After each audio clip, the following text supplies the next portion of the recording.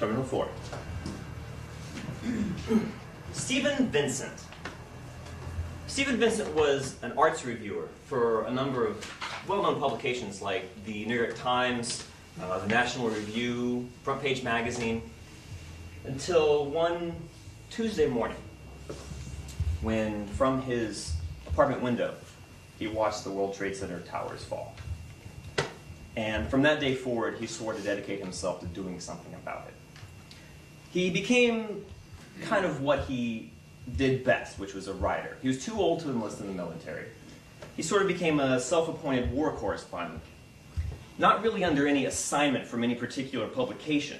He took himself to Basra, Iraq, and wrote freelance from there, mainly starting with a blog that he kept from Basra. And the name of the blog was In the Red Zone, meaning that he was writing from a part of Iraq that the US military could not guarantee as being safe for people like Stephen Vincent. While he was there, he published some articles in the Washington Post, Christian Science Monitor, New York Times again, and he collected a number of these articles into a book, also called In the Red Zone. And the book was praised by critics and audiences of all political bents because he was writing very truthfully about the experiences of Iraqi people during the US occupation. He was very critical at times, but also very sympathetic. He understood the plight of the Iraqi people. He got to know them very well and wrote very knowledgeably about it. Well, on July 31st, 2005, the New York Times published an article by Stephen Vincent called Switched Off in Basra. And Switched Off in Basra was about the troubles that local police forces were having in training new forces and trying to get used to this chaotic situation that's going on, while at the same time facing a small number of their alliances, these rogue police, who were actually basically murderers for hire.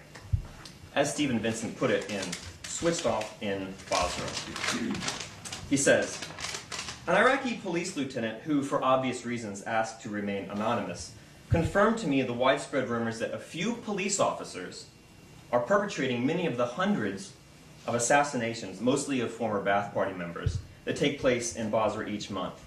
He told me there's even a sort of death car, a white Toyota Mark II that glides through the city streets carrying off-duty police officers in the pay of extremist religious organizations to their next assignment. Well, needless to say, corrupt police officers and extremist religious organizations don't like being outed in a magazine like the New York Times.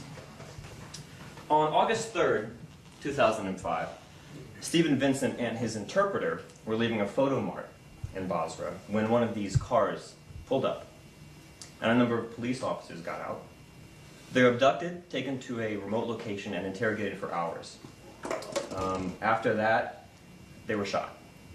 While Stephen Vincent's translator managed to survive, Stephen Vincent became the first U.S. reporter murdered as a part of the U.S. occupation of Iraq. That was August 3rd, 2005, which happened to be the exact same week that his wife, back home in New York, named a three-legged kitten.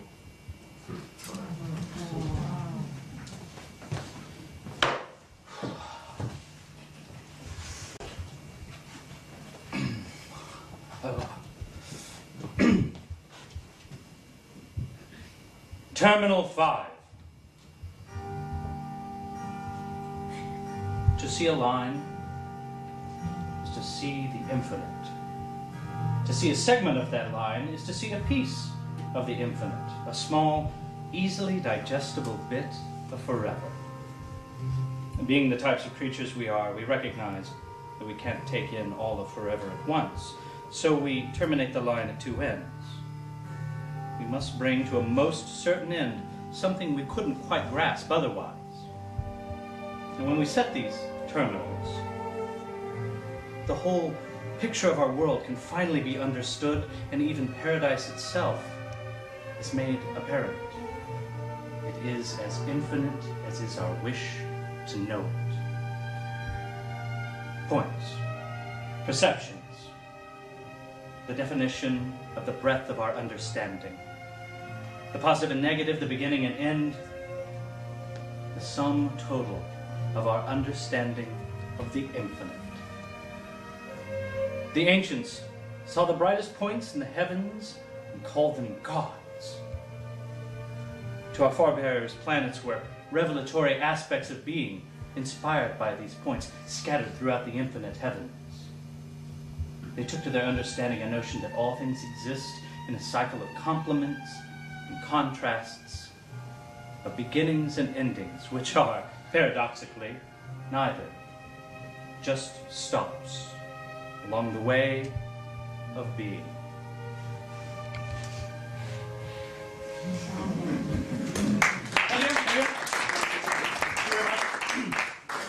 That was the first part of Terminals, a new play by Chris Edwards and Robert L. Barry.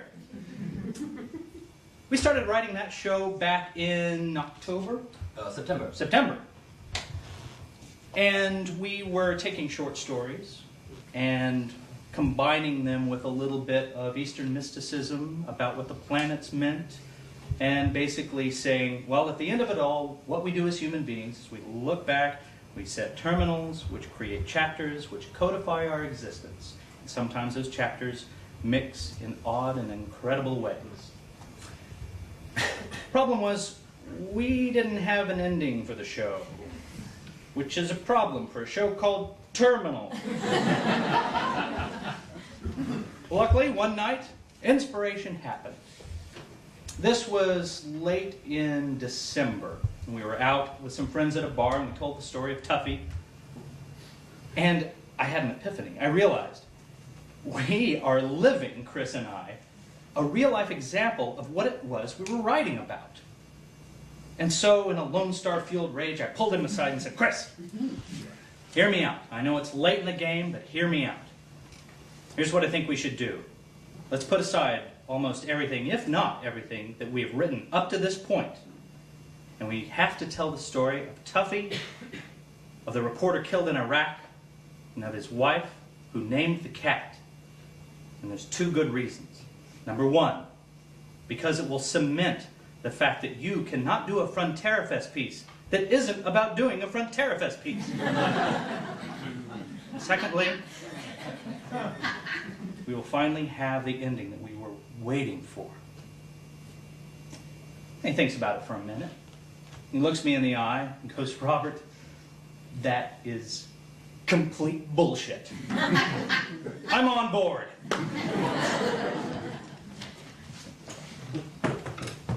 So, this is actually Terminal 6. Yes. All right, well, let's get to work.